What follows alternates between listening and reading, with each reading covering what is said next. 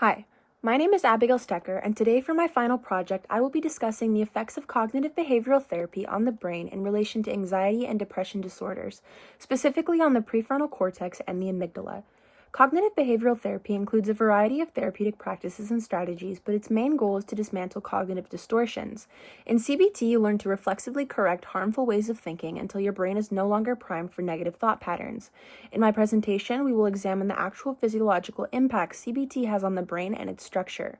I chose this subject because I struggled with my own mental health for a long time, and after undergoing CBT, I no longer needed medication or talk therapy to manage my mental health, and I'm living a much healthier and happier life.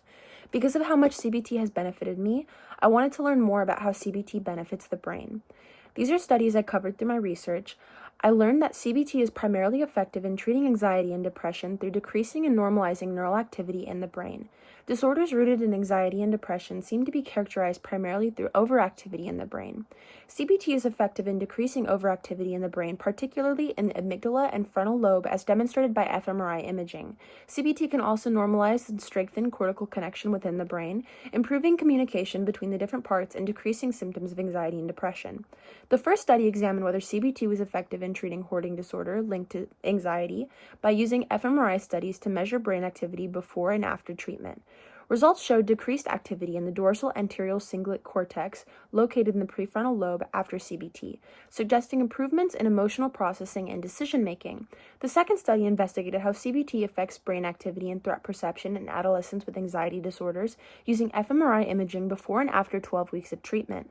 Researchers found decreased hyperactivity in the frontal, parietal, temporal lobes and the amygdala after CBT, which is associated with improved executive functioning and reduced threat perception. My third article was a review rather than a study, but I wanted to include that researchers found that after undergoing CBT treatment, patients experienced decreased hyperactivity in the amygdala and prefrontal cortex, as well as increased activity in the anterior cingulate cortex.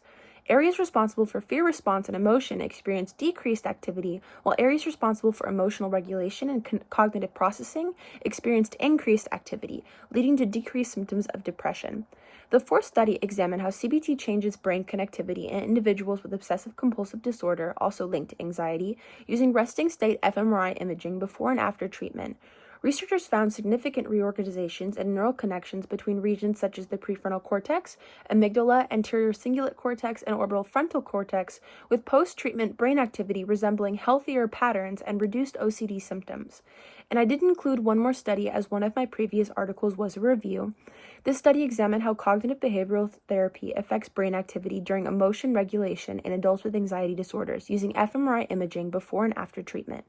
Researchers found that participants with the greatest reductions in anxiety showed decreased activity in the parohippocampal region, suggesting that memory perception and visual processing play an important role in anxiety symptoms.